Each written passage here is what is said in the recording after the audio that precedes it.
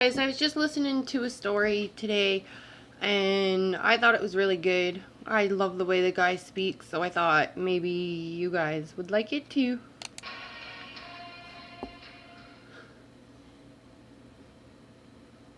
Odin's Reward. One night, when all was quiet in Asgard, and the Aesir had gone to rest, Odin, the All-Father, sat awake on his high throne, troubled with many thoughts.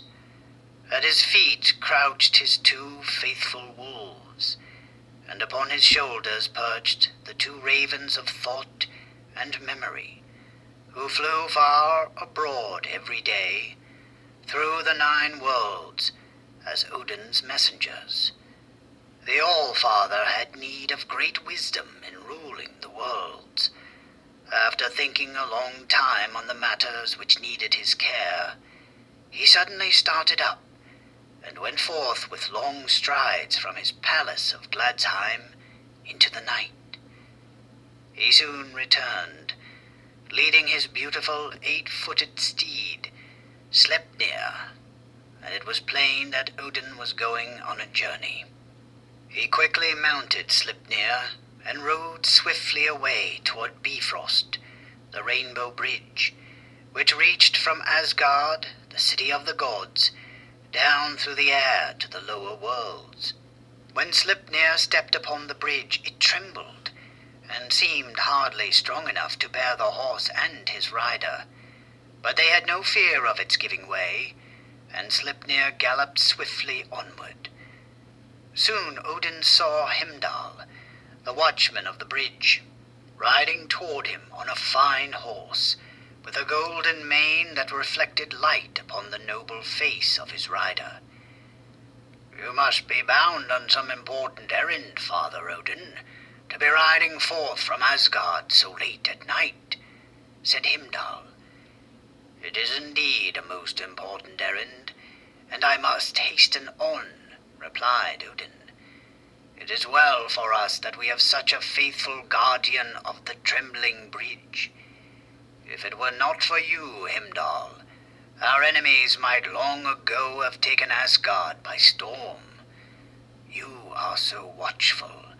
You can hear the grass grow in the fields, and the wool gather on the backs of the sheep, and you need less sleep than a bird.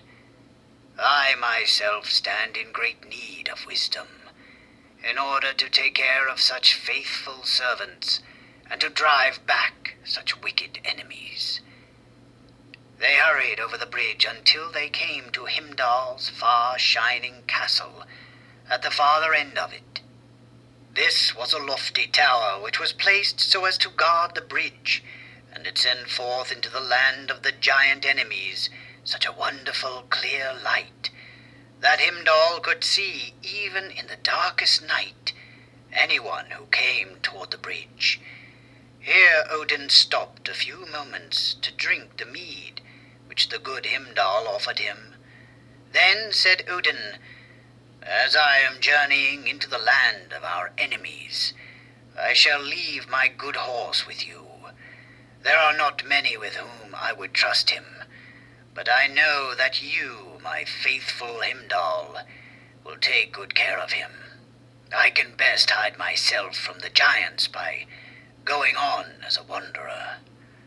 With these words the All-Father quitted Heimdall's castle, and started off toward the north, through the land of the fierce giants. During all the first day there was nothing to be seen but ice and snow. Several times Odin was nearly crushed, as the frost giants hurled huge blocks of ice after him. The second day he came to mountains and broad rivers. Often, when he had just crossed over a stream, the mountain giants would come after him to the other bank, and when they found that Odin had escaped them, they would send forth such a fierce yell that the echoes sounded from hill to hill.